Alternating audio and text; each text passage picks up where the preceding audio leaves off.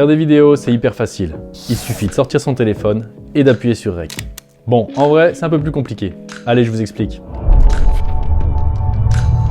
Une vraie presta vidéo, ça commence déjà par une prise de contact avec le client. Il faut qu'il explique son besoin pour qu'on trouve le meilleur moyen d'y répondre. En fonction de la complexité du projet, ça peut se faire soit par téléphone, soit en réel. Bon là, pour aller vite, je vous épargne les accords de confidentialité et toute la paperasse qui va avec, qui sont souvent nécessaires avant même de commencer. Une fois que le besoin client est bien défini, on peut passer au devis. Bon forcément, avec le client, on a déjà parlé budget en faisant une estimation à la louche. Ça évite d'aller trop loin si on n'est pas du tout raccord. Pour préparer un devis, il faut tout d'abord un grand café.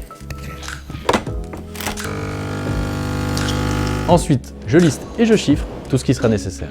Un petit coup de calculatrice, je mets tout ça au propre et voilà un beau devis tout neuf, accompagné du descriptif précis du projet.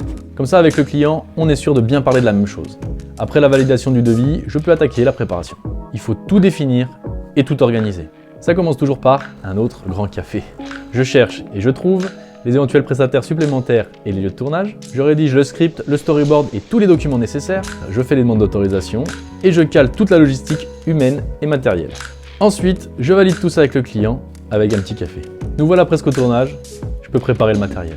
Et enfin partir tourner en suivant bien les documents qu'on a préparés avant pour être sûr de rien louper. Suivant le projet, un tournage ça peut aller de quelques heures à plusieurs jours. Alors je vous passe les détails, mais il faut être très rigoureux pour archiver soigneusement les rushs et pas se retrouver avec un sac de nœuds au moment du montage.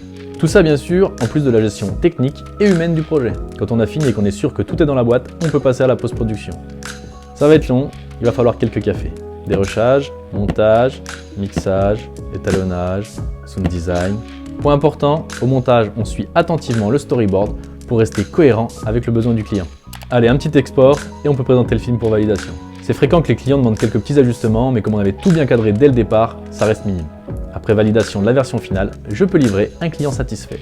Pour moi, c'est presque terminé, il me reste à tout archiver et à préparer la facturation. Voilà, maintenant vous savez globalement comment on fait une vidéo efficace pour un client.